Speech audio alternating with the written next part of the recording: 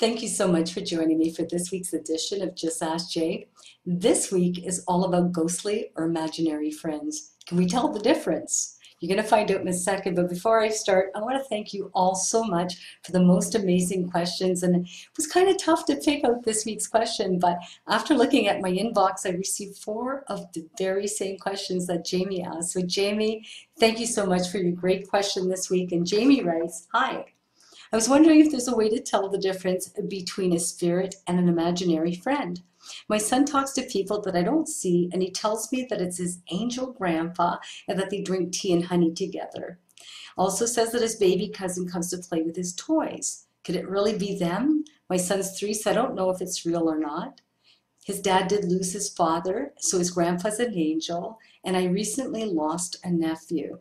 My son just knows too much about grandpa that no one's mentioned to him. Thank you so much for your question. I'm so sorry about the loss of your nephew, but I want to tell you there's such a big difference between imaginary and ghostly friends, and I'm hoping that you'll be able to make the determination with the answer that I give you here today. Now, imaginary friends started between the ages of 2 and 3 years old for children. There doesn't really necessarily have to be a reason why they start, but in most cases, I'm going to tell you that when changes occur around the child or there's some sort of stress, this is most likely when a child is going to develop an imaginary friend. So children start around 2.5, maybe 3 years old. Could be as a result of nothing at all, or it could be as a result of a move, a change of schools, perhaps divisions between mom and dad, that kind of thing. But I'm going to tell you, it's not abnormal. It's very, very normal. So any of you who have children out there who have imaginary friends don't really have to worry about it too much, unless there's different things going on.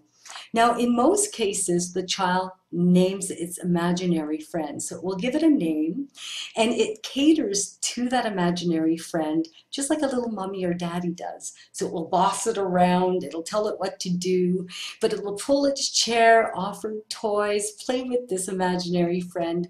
And I'm going to tell you that this is very common. So it's not abnormal, there's nothing wrong with that. It's when there's differences with that imaginary friend. So for example, if that imaginary friend started to make very big demands of your child or scared your child or started threatening your child, or if the child knew a lot of details about this ghostly friend, I'm going to call it ghostly friend. So for example, it has a name for that child. It knows details about that child. You know, maybe he was born in a different country or different town, knows the mom and dad's name, knows where the child used to live or how it died. Then you have a little bit of a different situation. Usually when a child has an imaginary friend, they're not afraid of that imaginary friend. They're not going to make demands for that imaginary friend. So for example, if your child approaches you and says, you know, my friend wants a bag of chips or a chocolate, a piece of chocolate, and you say no, that the child is very visibly upset because that friend's going to be angry with them, then I would say that there's a little bit of something going on, because they shouldn't be afraid of their imaginary friends. Again, this is sort of like a little mommy or daddy syndrome where they boss them around and cater to them, but not in a sense where they'd be afraid. Now this, could go on for a while, but if it is a ghostly attachment, you're going to see a little bit of a difference with that, where the child may be afraid to go to bed, the child may not want to be in a certain area, or this ghostly friend scares them. And it shouldn't be scary at all. It should be fun. It should be, and so just to let you know that there is a huge difference. Now, you have to watch that the child is not manipulative. I hope I said that right, in terms of their imaginary friends. So some children will have these little imaginary friends, but then they'll start to use that imaginary friend to maybe go lay down with mom and dad at night or stay up late or have little snacks.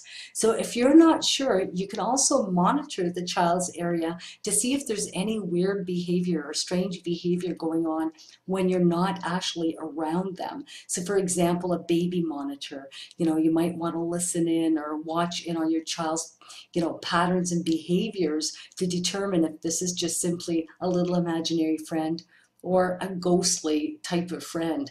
Now, these ghosts usually, as I mentioned, will be demanding, will be, sometimes threatening or scary, or they'll have big demands of that child. And the thing is, it's so real for them. So, if you find that you're having a bit of an issue, you may want to smudge the child's area when the child is not around. But again, I wouldn't feed into it so the child uses it to their advantage to manipulate a situation, because children can be quite imaginative when it comes to that kind of thing. Now, to let you know, if your child is a medium, it's very, very possible that your child is seeing things, but sometimes that will go away as they get older. Some of it sticks. For myself, I grew up that way, and so I kept on seeing and developing, and more and more and more as I grew older. But most children that you know may have these tendencies can grow out of it quite quickly as well. So just to let you know that. I hope that's helped you, Jamie, and I hope that it's helped so many people out there. But don't worry about these things. Even if it is a little bit of a ghost, ghosts can't really physically hurt anybody. So I would say, unless it's just like a nasty entity, but you all would know what that is. It wouldn't just be your child experiencing that. But the thing is, I would just smudge the area, cleanse it, get someone in that knows what they're talking about. And if that doesn't work, you may also want to have the child assessed, just in case there's some kind of mental health issue or something troubling the child that the child has now gone into imagination land to feed from in order to make itself feel better. So you may want to check up on that as well.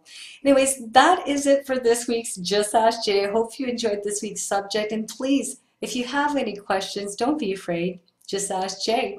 Have a great day, everyone. I love you. Bye-bye.